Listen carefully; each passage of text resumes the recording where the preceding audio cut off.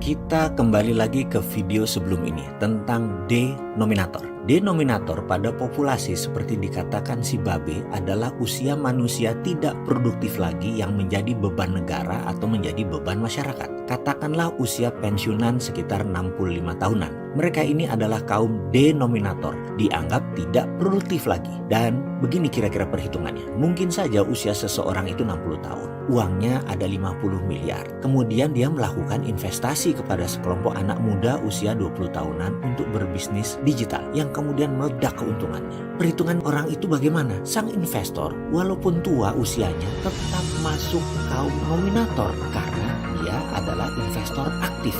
Jadi nominator itu kuncinya adalah berbasis produktivitas. Saya coba memberi penjelasan sekali lagi tentang denominator. GDP nasional Indonesia 918 miliar dolar dibagi dengan 260 juta, maka GDP per kapita bangsa Indonesia adalah 3.600 dolaran seperti keadaan saat ini. Jadi kaum denominator adalah kaum pembagi atau pemberat. Kaum nominator adalah kaum prestasi dan biasanya diwakili oleh usia produktif 15 sampai 58 tahun dalam range skala usia. Jadi kalimat si Babe yang mengatakan suatu hari kita akan jadi denominator dalam video sebelum ini sudah mulai paham kan? Sekarang growth yang dimaksud oleh pemerintah adalah pertumbuhan GDP nasional atau GDP per kapita. Benar, GDP nasional naik 5%. Namun apakah GDP per kapita juga naik 5%? Nah, Anda coba sendiri yang jawab. Jangan-jangan nggak sampai 5% atau malah turun GDP per kapitanya. Karena apa? Karena faktor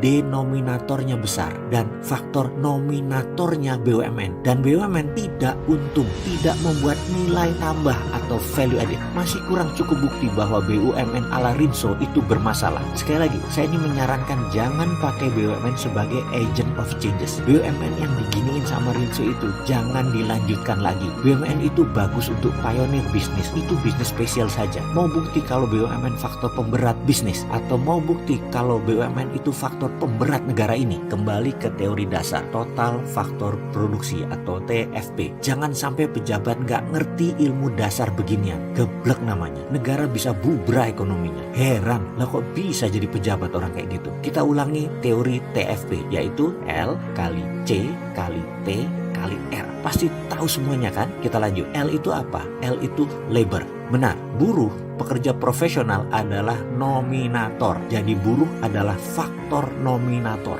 Kalau buruh Cina bagaimana? Nah, boleh jujur, mereka nominator labor seharusnya, tapi buat Cina. Kenapa? Karena uang tadi 90% dibawa balik ke kampung halamannya di Tiongkok sana. Mereka nominator bagi Tiongkok. Jadi mereka bukan nominator bagi Indonesia, tapi denominator. Mau diterusin dengan C. C adalah kapital. Masuknya uang adalah nominator. Kalau masuk nggak keluar-keluar, negara langsung naik growth-nya dan GDP per kapitanya juga naik dengan mantap. Tapi kalau hutangan dibukukan tahun masuk investasi, ya nominator ditulisnya. Begitu uang dikembalikan plus modal plus untung dagang, ya habis deh uang di tanah air dibawa keluar. Jadi sementara memang kapital itu nominator, tapi pas untung dan keluar dari Indonesia, ya jadi denominator. Sementara faktor pembagi semakin banyak, yaitu populasi Indonesia bisa naik ke 270 juta di tahun 2020. Naik 300 juta mungkin di tahun 2030. Minus demografi